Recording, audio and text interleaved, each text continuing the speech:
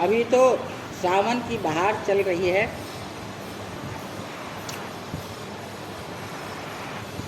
सावन में सब हरा हरा हो जाता है। पतझड़ के बाद सावन आता है और सब नया नया कोपल निकल आता है। हमारे जीवन में भी बहुत बार पतझड़ होता है। जब हम किसी चीज़ से निराश होते हैं वो हमारे जीवन का पतझड़ है, और जब हमें किसी चीज़ की पुनः आशा जागृत होती है तो सावन की हरियाली है। बहुत बार हमारे जीवन में हम कुछ चाहते हैं, नहीं मिलता है, निराश हो जाते हैं। निराश होने के बाद मन में तरह तरह की कल्पनाएं आने लगती हैं। जीवन तो बेकार है, यहाँ क्या धरा है, कोई अपना नहीं है, जिससे आशा करो उसी से धोखा मिलता है। इससे अच्छा तो जीना ही नहीं चाहिए, घर द्वार छोड़ देना चाहिए। इस तरह नाना प्रकार की कल्पनाएं हमारे दिमाग में घूमने लगती हैं, परंतु हम ये नहीं जानते कि ये हमारा क्षणिक है। हमारे भाई कहा करते थे, हमारे अंदर वैराग्य जो आता है वह सोडा वाटर का उफान होता है। सोडे की ठंडी बोतल को खोलिएगा, एक बार वो फेंकेगा तो उसको सोडा वाटर का उफान कहते हैं, और जब वो 2 मिनट होगा वो ठंडा हो जाएगा। तो हमारे जीवन में वैराग्य की झलक कभी कभी आती है। कब आती है? जब दुख कुछ आता है, या हमारे मन के विपरीत हो जाता है, या हम जिससे आशा करते हैं वो हमें निराश कर देता है। हम पूरी आशा करके रखेंगे कि हाँ मीरा भाभी से तो हम ये बात कहेंगे तो मीरा भाभी ना करेगी ही नहीं। अब हम बड़े आशा लेकर गए, कहा मीरा भाभी ऐसे ऐसे बात है, भाई हम तो कोई हालत में आपका काम नहीं कर पाएंगे। बहुत बड़ी निराशा है, और निराशा होने के बाद मन में तरह तरह के संकल्प विकल्प आने लगते हैं। क्या है, और हम इस तरह से हमको 2 टूक जवाब दे दी, आज के बाद हम तो कुछ बोलेंगे ही नहीं, हमको क्या करना है, करे ना करे हमारा क्या है। तरह तरह के विचार हमारे मन के अंदर घूमने लगते हैं, और एक निराशा के उसके दायरे में हम फंस जाते हैं, और हमें थोड़ी देर के लिए वैराग्य जैसा होने लगता है। संसार में कोई अपना नहीं है, जिसको अपना मानो वही नहीं। हम तो बहुत आशा करते थे, हम तो सोचते थे बस भाभी तो मेरा बात उठा ही नहीं सकती, उठा दी, अब तो कोई मतलब ही नहीं है, किसी से कोई आशा करने की जरूरत ही नहीं है। इस तरह की बातें करते करते हमारे मन में एक वैराग्य जैसा आ जाता है, और वो वैराग्य हमें एकदम निराशा के गर्त में डुबा देता है। अब उसमें जब आशा का संचार होता है तो वह सावन की हरियाली है। फिर से एक बार हम आशा के तरफ कदम बढ़ाते हैं। अच्छा चलो कोई बात नहीं, वो नहीं ना, ये सही, अब तो ठीक से चलेगा, सब कुछ मन के अनुकूल होगा। हर साल पतझड़ होता है और हर साल सावन। हमारे साल में एक बार आता है, जगत में पतझड़ एक बार होता है, सावन एक बार आता है, हरियाली एक बार छाती है। हमारे जीवन में निराशाओं का पतझड़ कई बार आता है, और उसके बाद हरियाली कई बार आती है। ये हमारे जीवन का भी एक क्रम है कि हमें तुरंत तो निराशा होती है, और तुरंत आशा में हम फिर से चलने लगते। हाँ अब ठीक है। ये निराशा और आशा हमारे जीवन में क्यों? क्योंकि हमारी इच्छाएं इतनी अधिक हैं, और इच्छा पूर्ति के लिए हम किसी को लक्ष्य बना लेते हैं, ये मेरी इच्छा को पूरी करेगा। अब करेगा कि नहीं करेगा ये पता नहीं।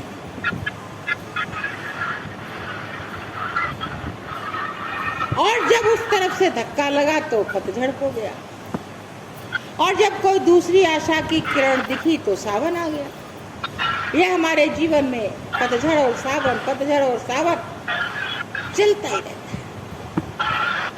जगत में एक बार आता है, जगत में एक बार पतझड़ होता है और एक बार सावन आता है, और हमारे जीवन में पता नहीं कितनी बार पतझड़ आता है और कितनी बार सावन। जगत में चारों तरफ हरियाली छा जाती है। हमारे हृदय में जब सावन आता है तो हम बड़े प्रसन्न हो जाते हैं। हमारे पास वाले लोग हमें पूछने लगते, क्या बात है, तुम बड़ी खुश हो, आज क्या कोई नई बात हो गई है, बड़ी खुश हो? नहीं, कोई बात नहीं है, ऐसे ऐसे ऐसे ऐसे अपना थोड़ा किसी को समझाना है तो समझा देंगे, नहीं तो कहेंगे नहीं कोई खास बात नहीं है। अब मन में बड़ा उत्साह है कि हाँ ये बात ठीक है, वैसा हमारा काम हो जाएगा, उसने कहा है कर दे। अब जब जिसने कहा कि हम तुम्हारा ये काम कर देंगे वो ना करे, तब हमारे पर क्या बीतती।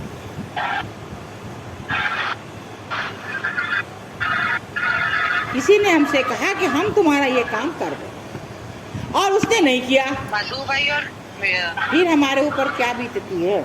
इतनी बुरी हालत हमारी हो जाती है। इससे अच्छा तो पहले ही हमें कोई बोलता नहीं, हमें कोई बोलता ही नहीं, हमें कोई कहता ही नहीं, हम तो झूठे आशा लगाते हैं। पहले भी हमको पता था कि इसने ऐसा करा, मेरे साथ तो बार बार ऐसा ही होता है। अरे तो जब पता है ऐसा ही होता है तो आशा लगाओ ही क्यों कि एक बार, दो बार, 4 बार, 10 बार, 50 बार में जगत का स्वरूप तो हमें पता चल ही गया ना, ये जगत का क्या स्वरूप है। और जगत का स्वरूप तो बदलेगा नहीं, और अगर जगत का स्वरूप नहीं बदलेगा तो हम इसी तरह दुखी और सुखी होते रह जाएंगे और हमारा जीवन चला जाएगा। दुखी और सुखी होने का हमारा क्रम जारी रहेगा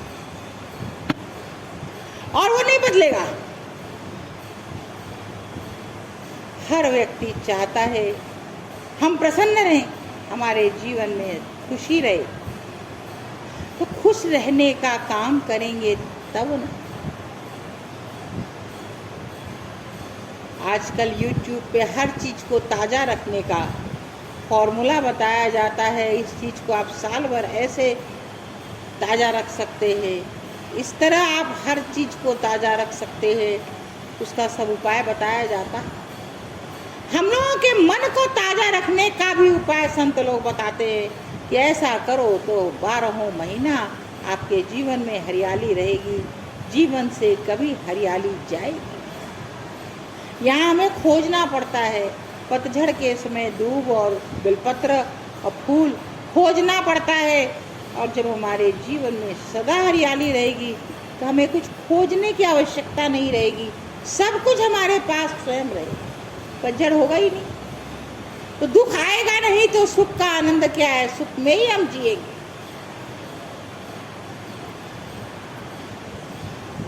और जब जीवन में सुख ही सुख रहेगा तो फिर आनंद कहाँ जाएगा, हमारा हृदय हमेशा आनंद से भरा है। आनंद जगत का स्वरूप नहीं है, आनंद तो उन सच्चिदानंद घन परमात्मा का स्वरूप है, उन प्रभु का स्वरूप है जो हमारे अंदर विराजित है, आप सब में विराजित हैं और हमारे पास आने वाले हर व्यक्ति में विराजित हैं। हमें जगत में जहाँ तक दृष्टि जाती है, हर व्यक्ति में, हर पशु में, हर पक्षी में वही प्रभु विराजित है। और अगर हम प्रसन्न हैं तो सब प्रसन्न हैं। जैसी हमारी दृष्टि वैसी हमारी सृष्टि। जब हम प्रसन्न रहेंगे तो हमें सब प्रसन्न दिखेगा। बहुत दुख में कोई व्यक्ति है और आप अंदर से बड़े शांत प्रसन्न हैं और आप उसके पास जाएंगे तो स्वतः उसका दुख घट जाएगा, उसको भी पता नहीं चलेगा और आपको भी पता नहीं चलेगा और उसका दुख कम हो जाएगा। क्यों? इसलिए कि हमारे अंतरात्मा में जो जीवात्मा है और उनके अंतरात्मा में जो जीवात्मा है एक ही जाति का है। हमारे संग जो प्रभु हैं वही प्रभु उनके संग है। तो हम दूसरी जगह रहते हैं, वो दूसरी जगह रहती है, तो परमात्मा सबका एक है, प्रभु सबका एक है, वह जाति भाई मिलकर एक होगा। हम सोच नहीं पाते कैसे अचानक मेरा दुख कम हो गया, उसका आने से मुझे बड़ी शांति मिली। क्यों मिली? तो उसके अंदर का परमात्मा जागृत है और हमारे अंदर के परमात्मा से वो मिलकर हमें बड़ी शांति। आप बड़े उद्विग्न हो जाइए और किसी के पास जाइए, अगर उनका परमात्मा बिल्कुल शांत है तो उनको इतना ही अनुभव होगा कि आज उसके कुछ उद्वेग था, सामने वाला उद्वेगित नहीं हो। परंतु अगर आप भी शांत हैं, वो भी शांत है, तो वहाँ एक मधुर वातावरण फैल जाएगा। आपको हमको अनुभव हो न, एक वातावरण में दिव्यता आ जाएगी और वह दिव्यता में हम जो दोनों हैं और हमारे आसपास सब स्नान करें। बात समझ में ना आ रही हो तो बोलिए। ये झरना चल रहा है, ये लोग बोलते हैं अगल बगल बहुत जल बिखर जाता है। झरना को मानिए प्रसन्न है, प्रसन्नता यूँ प्रस्फुटित हो रही है। अब इसके अगल बगल जल, तो हम इसके पास अगर बैठेंगे तो वो जल हम पर भी तो आएगा। इसी तरह जहाँ प्रसन्नता प्रस्फुटित होगी वहाँ अगल बगल बैठने वाले को भी तो प्रसन्नता मिलेगी। तो एक वातावरण ही प्रसन्नता का बन जाएगा और हमारा जीवन अपने आप सार्थक हो जाएगा और वहाँ बैठे हुए हर व्यक्ति के अंदर प्रसन्नता का वातावरण छा जाएगा, प्रभु का वहाँ साम्राज्य फैल जाएगा। पर हमारे हृदय की कामनाएं, हमारे हृदय की इच्छाएं हमें वह आनंद लेने से बड़ा मजबूर कर दे, नहीं ले पाते।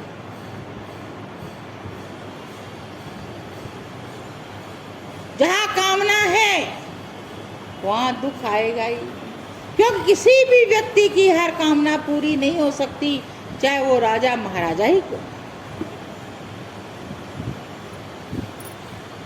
हमें एक जन मिली, हमारी बहन लगती, हम उनसे बहुत वर्ष बाद मिले थे। हमारा मुंह देखकर वह हमारा मुंह ही देख रही थी। हमने पूछा आप हमारा इतना मुंह क्यों देख रही है? हमसे छोटी थी। बोले हमको लगता है मीरा तुम बड़े प्रसन्न हो। हम बोले तुम्हें कोई संदेह लगता है कि हम बहुत प्रसन्न हैं? बहुत प्रसन्न। हम यही सोच रहे हैं, हमारा पति है, हमारे पुत्र हैं, सास ससुर, घर में पैसा इतना है कि हमें कोई चीज़ की कमी नहीं है, पर हम प्रसन्न नहीं। और तुम्हारे पास कुछ नहीं और तुम प्रसन्न हो। तुम्हारी प्रसन्नता का कारण हम जान सकते हैं? हम बोले हम पहले तुम्हारे दुख का कारण जान लें, फिर हम अपने प्रसन्नता का कारण तुमको जरूर बताएंगे। बोले अगर हमारे पति को हम कहें कि कल हमारे लिए तुम हीरे की चूड़ी लेकर आना, तो वो रात में बिना चूड़ी लिए घर में नहीं पहुंचेगा, इतना पैसा है तब ना। हमारे बेटों को कह दे कि तुम 2 घंटा खड़े रहो, तो ये नहीं पूछेगा कि मम्मी हम कब बैठ जाएं। बोले हम भगत हाउस आते हैं तो गाड़ी खड़ी है, 5 घंटे आते हैं तो 5 बार सासू का फ़ोन आता है कितनी देर में आ रही हो। हम 5 घंटे की छुट्टी लेकर आते हैं तो कहती 2 घंटा में ही वापस आ जाओ। सास इतना चाहती है, हम नहीं जाएंगे तब तक ससुर चाय नहीं पिएगा। बोले चाय तो भारती के हाथ का ही पीना है। हम उसका मुंह देख रहे हैं, उसका व्याख्यान सुन रहे हैं। पैसा अनाप शनाप, बेटे कहे के, पति कहा का, सास ससुर कहे के, सब मानते हैं। उसके बाद तुमको दुख क्या है? हमसे रहा नहीं गया, हमने पूछा अब ये बताओ तुम्हें दुख क्या है? बोले मीरा पैसा ही तो सब कुछ नहीं होता ना। हाँ ठीक है, क्या नहीं मिलता तुमको? बोला सुबह उठते हैं, जल्दी जल्दी नहाते हैं, कहते हैं टेबल पे नाश्ता लगाओ, बाथरूम से निकलते हैं, नाश्ता करते हैं, गेट के बाहर 1 मिनट हमसे बात नहीं करते। रात में आते हैं 9 बजे 10 बजे, टीवी के सामने बैठ जाते हैं, बोले खाना लगा दो। टीवी के सामने हम खाना देते हैं, खाते हैं, उतनी देर टीवी देखते हैं, ऐसा सोते हैं कि हम चिल्लाते ही रहते हैं, उनको होश ही नहीं, सो जाते हैं नींद में। 5 मिनट हमको उनसे बात करना हो तो कब करें? बोले पहले रविवार को तो करते थे, अब तो रविवार भी वही रविवार हो गया, सारा 7 दिन एक जैसा हो गया। कभी कभी तो हम कहते हैं कि इससे तो हम कुंवारे ही भले थे। आपको 5 मिनट हमको बात करने का फुर्सत नहीं। बोले बोलते हैं तुम्हारे लिए तो कमाते हैं, तुम्हारे परिवार के लिए तो कमाते हैं, नहीं कमाएंगे तो वैसे कह दोगी। अब हम क्या जवाब दें? ये इच्छा मन में बड़ी रहती है कि 10 मिनट पति के संग हंसे बोले बैठे खाए पिए। खाना भी संग में नहीं खाते हैं, बस कहेंगे झट से ला दो। अब इतने थके रहते हैं, हम भी कुछ नहीं बोलते, हम भी दे देते हैं, खाते सीधे सो जाते हैं। बाथरूम से निकल के थाली ना लगी रहे तो ऐसे ही निकल जाए, उसमें भी नहीं बोल सकते 10 मिनट बैठिए संग में खाते हैं। अब तुम बताओ कि तुम क्यों खुश हो? हम बोले हम इसलिए खुश हैं कि पहले बात थी हमारे आगे पीछे कोई नहीं। हम जिससे आशा करें कि वो हमसे बात करेगा, हमारे लिए खड़ा रहेगा, हमारे आशा देखेगा, कोई नहीं। हम अपने मन के राजा, अपना कमाते हैं, जितना कमाते हैं उतना खाते हैं, उतना मस्त रहते हैं। हमको कोई बोलने वाला नहीं है कि हमने तुमको दिया या तुमने क्या खर्चा किया। बोले तो हमको भी नहीं बोलता है कोई। हम अभी 1 लाख मांग लेंगे तो हमसे हिसाब नहीं मांगेंगे कि क्या करी तुम। तो हम अपने मन के राजा हैं, जो चाहते हैं सो करते हैं, जो चाहते हैं सो खाते हैं, जहाँ मन आता है वहाँ जाते हैं, जहाँ मन आता नहीं जाते, जो मन होता है वो काम करते हैं। बोले सारी छूट तो हमको भी है। हमारा गृहस्थ होने से क्या हुआ? हमें भी कोई टोकने वाला नहीं है। बोले 10-10 दिन तक हम किचन में नहीं जाते हैं। बोले फिर भी तुम दुखी हो, हम नहीं। जितनी चीज मेरे पास है उतनी सब तुम्हारे पास है, तुम कह रही हो, फिर तुम दुखी।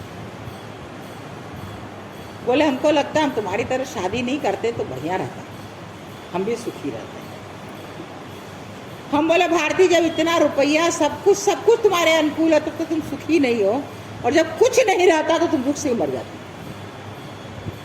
सब कुछ मिलने के बाद दुखी हो, तो जब कुछ नहीं रहेगा तो कहां से सुखी? दुख और सुख क्या है? कामना का ही एक स्वरूप दुख है।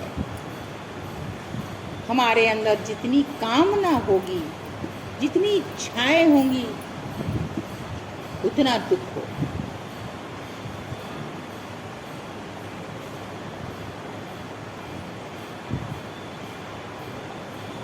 हमारे संत लोग कहा करते,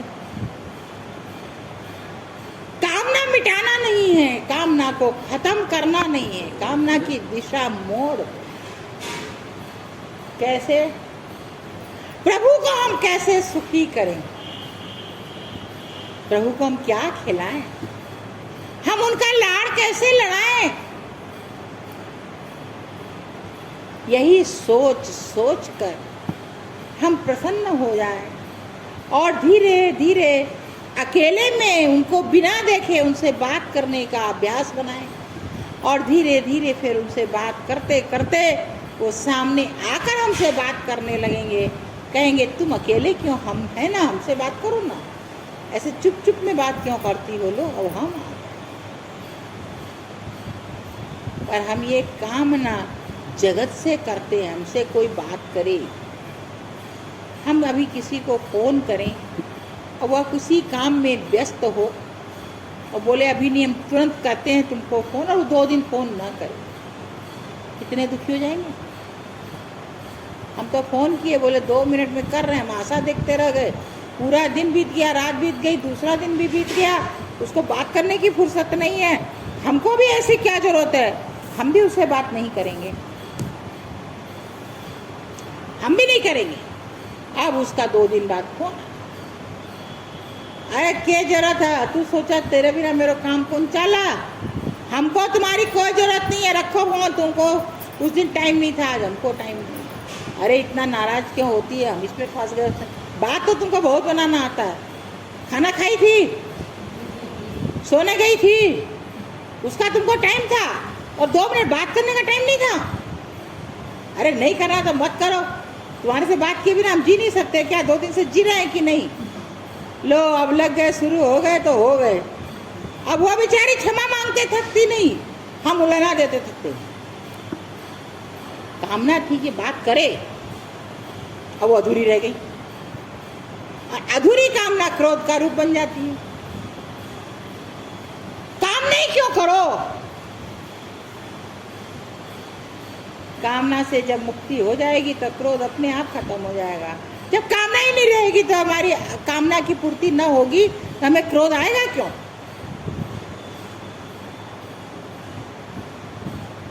हमारे पुष्पा भाई गला हुआ आम खिलाती है ना, तो हम लोग का यहाँ से वहाँ तक जल जाता है। कहा दिया 10 ठो रहे, फेंकिए मत लगाइए, फिर भी लगाइए। क्या तकलीफ होती है, खरीद के लाना नहीं, कमा के देना नहीं, फिर भी अगर 10 ठो हट के एक भोग लगे तो क्या तकलीफ, लगाएंगे।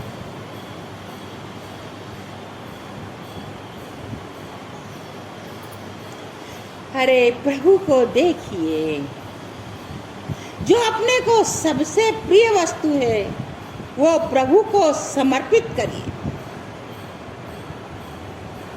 प्रभु खा नहीं जाएंगे, हमारे पास है, परंतु आप अनुभव करिएगा कि जो चीज आप प्रभु को समर्पित करके खा रहे हैं और उसी का बचा हुआ आप अपने चौके से खाइए, दोनों के स्वाद में अंतर होगा। खा के देखिए।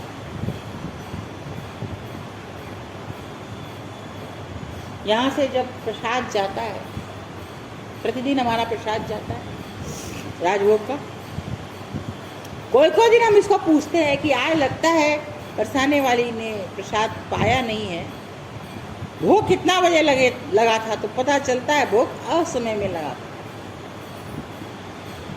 कभी कभी ऐसा होता है प्रसाद ही नहीं लगता, तब हम फोन कर कर पूछते हैं आज शशि क्या बात है ना, भोग तो मैं लगाया हूँ कितना बजे, हाँ पुष्पा भाई थोड़ी सी देर कर दिया, चाहे मन्नत देर होगी, चाहे तिवारी आज देर से आई, आज थोड़ी देर होगी थी, भोग लगाई नहीं, उसमें स्वाद है ही नहीं। अब यहाँ जो लड्डू भोग लगता है, हमारे यहाँ वही हलवाई लड्डू बनाता है, वो यहाँ बनाता है। अब ये लड्डू और वो लड्डू आप दोनों रख के खाइए, आप दूर से बता देंगे ये लड्डू कौन सा। यहाँ पर एक ही कढ़ाई में लड्डू सिकता है और उसमें बड़ा लड्डू गिरिराज जी का बनता है, छोटा लड्डू चारों तरफ का। अब आप अभी कभी ध्यान से खा कर देखिए, छोटे लड्डू और बड़े लड्डू के स्वाद में फर्क है। एक कढ़ाई का सिका है, एक संग सिका है, बांधने वाली भी एक ही है, जो वो छोटा वाला बांध रही है वही बड़ा वाला बांध।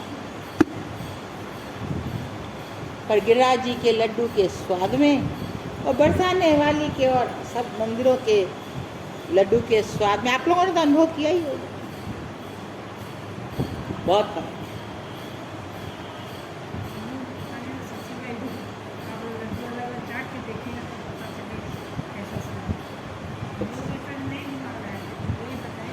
फिर आप चाखे, फिर आपको लगा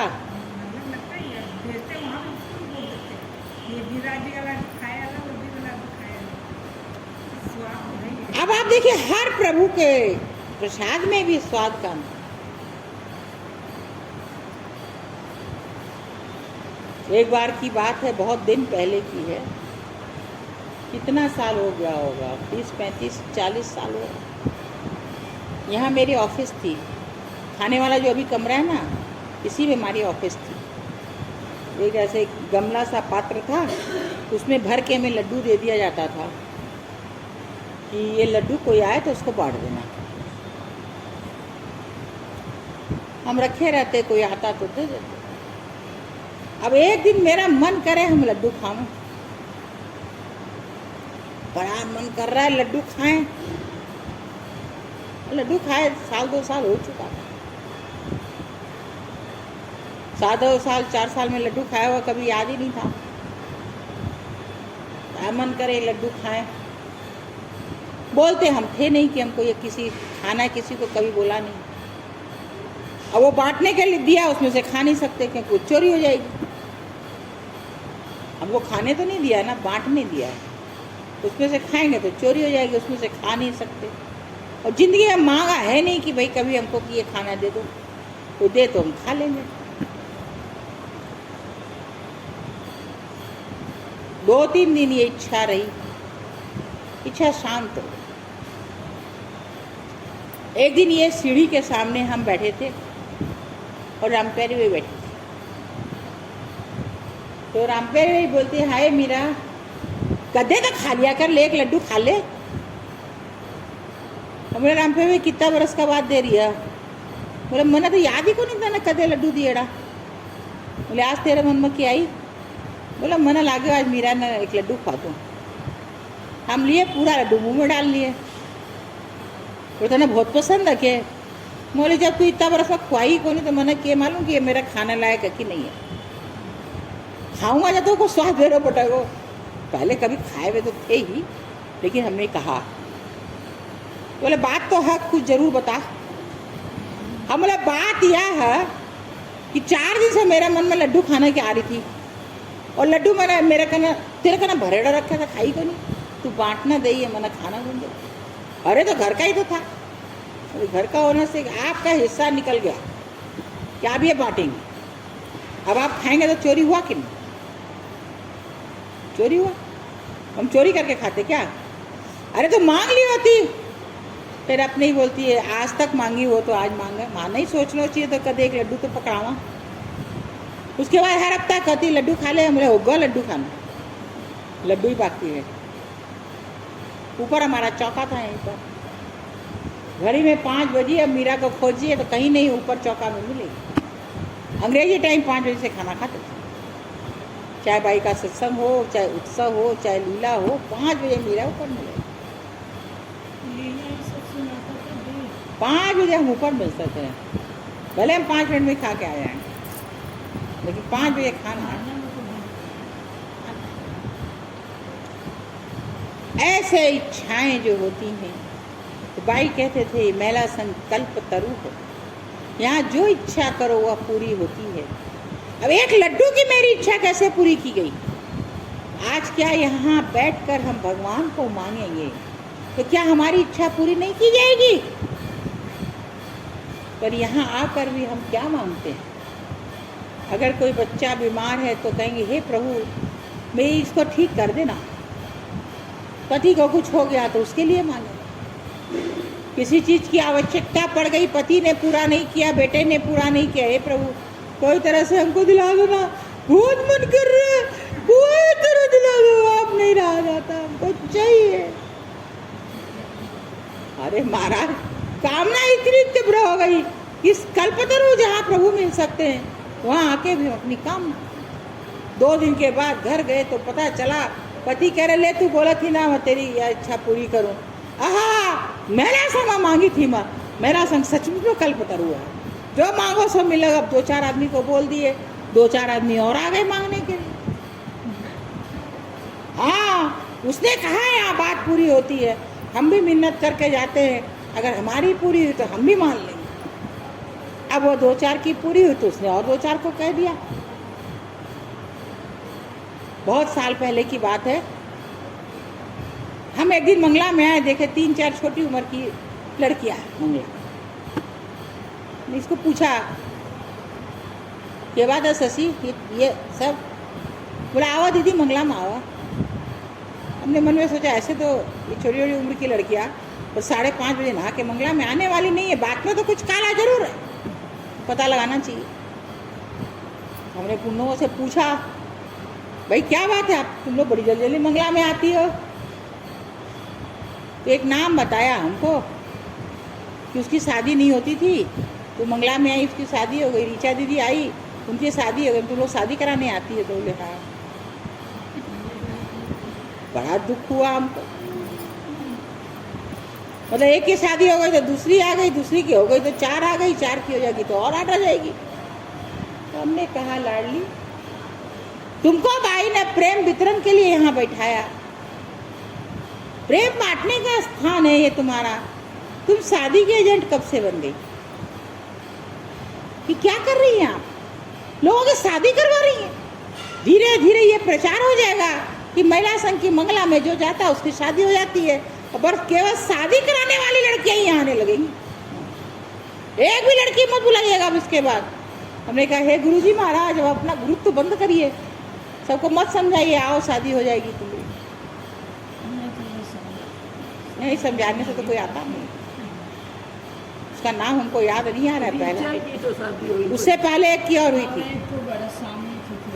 उससे पहले एक की और हुई थी। हाँ, गुंजन गुंजन गुंजन, पहली शादी गुंजन की हुई, दूसरी ऋचा की हुई, उसके बाद 3-4 और आने लग गई। हमें इतना कष्ट हुआ, हम गए घर पर, जब पाठ के लिए जब हम बैठे, बड़ा मन करा कि फूट फूट करो, हे लाडली इस काम को बंद करो, तुम जो है प्रेम का वितरण करो, कोई ना ले तो भी तुम अपनी वस्तु दो, पर ये तुम शादी की ब्याह की एजेंट मत हो। ब्याह के एजेंट दुनिया में बहुत बहुत है।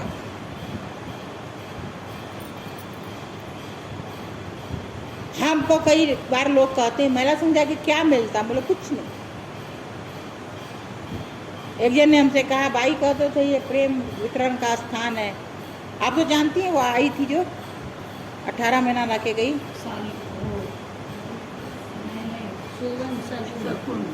शकुन। ये कोई प्रेम का स्थान नहीं है, ये तो झगड़ा का स्थान है। हम बोले गुलाब कहाँ खिलता है? जहाँ कांटा होता है, जहाँ झगड़ा होता है वहीं तो प्रेम निखरता है।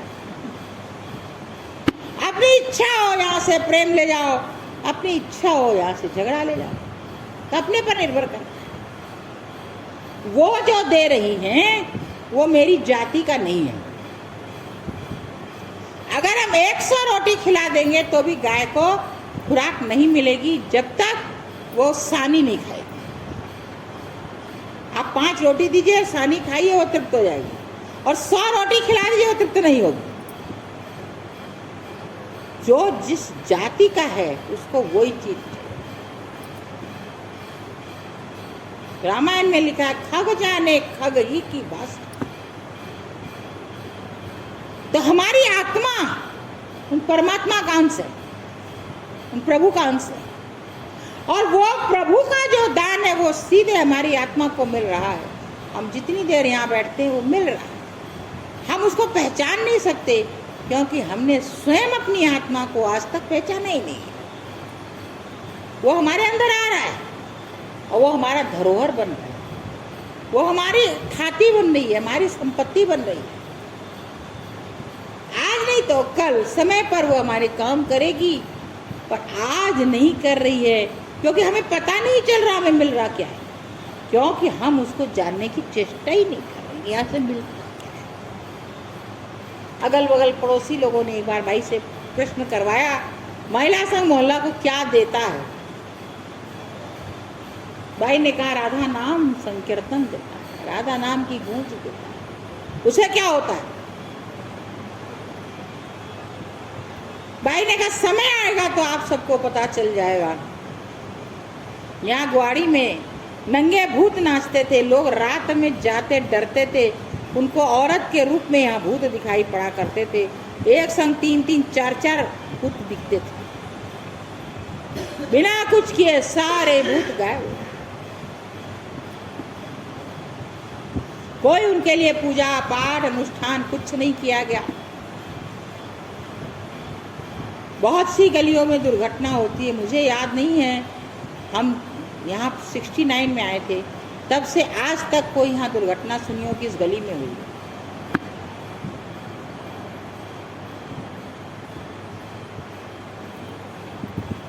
राधा नाम क्या है हम इसको पहचान नहीं सकते। हमारे भाई कहते थे ये लोग जो कीर्तन करती है इसको अगर 1 लाख रुपया रोज भी हम देना तो कम है, क्योंकि ये क्या दे रही है ये तुम लोग को पता नहीं है। तुम लोग इनको जो दो ठंडी आंख से दिया। वो जो दे रही है उसके बदले तुम कुछ नहीं दे रही हो उसको।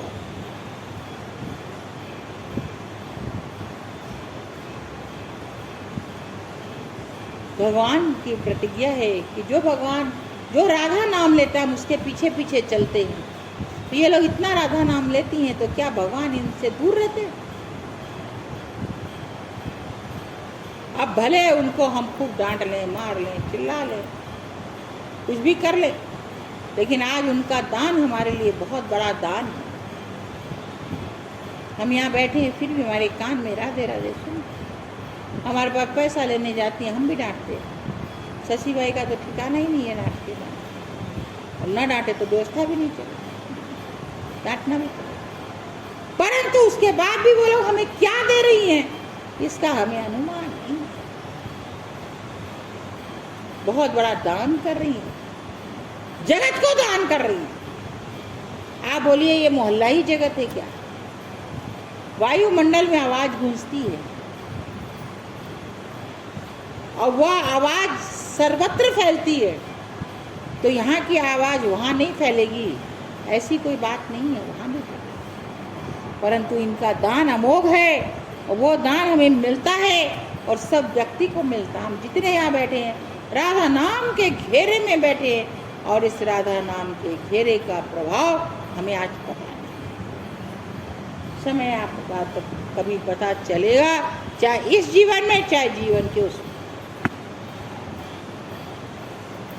हम तो आप सबसे यही प्रार्थना करेंगे, समय रहते हम उनकी ओर नजर कर लें, उनका स्थान दें, उनका महत्व समझें। व्यक्ति का महत्व समझकर कुछ नहीं मिलेगा। उनको समझाने वाले जो हों, जो सब गुरु बैठे हैं, उनके मत को माने, उनकी तरफ अपना मुंह कर लें, अपने हृदय में उनको स्थान दें। इससे बड़ी बात कुछ नहीं होगी। और ये करना बहुत साधारण सी बात है। जैसे हमने जगत को अपना हृदय दिया है। अरे जगत ने शरीर मांगा था, हमने मन भी दे दिया। बोलो एक पर एक फ्री गिफ्ट। बोले शरीर लिया तो मन का हम क्या करेंगे, वो भी तुम ले जाओ। जगत मन नहीं मांगता, हम उसको फ्री गिफ्ट देते। लो शरीर के संग ले जाओ, तुम्हारा ही। हम अपने आप को सावधान कर उनकी तरफ देखना शुरू कर दें, उनको अपने हृदय में स्थान दें। फिर देखें जीवन में क्या प्रसन्नता आती है और कितनी बड़ी प्रसन्नता का हम स्वयं अनुभव करते हैं। उसके बाद देखिए कितना बड़ा भी दुख आएगा वो हमें हिला नहीं सके, क्योंकि वो हमारे साथ नहीं। हमारे गोरखपुर वाले बाबा कहा करते, जहाँ प्रसन्नता है वहाँ प्रभु है। जो व्यक्ति हमेशा प्रसन्न रहता है उसके संग प्रभु रहते हैं, चाहे वो समझे या ना समझे, रहते हैं। आज से यही चेष्टा करिए, हर समय हर परिस्थिति में प्रसन्न रहिए, उनकी तरफ देखिए, उनको स्थान दीजिए और अपने पास उनको रखने की चेष्टा करिए। बोल बरसाने वाली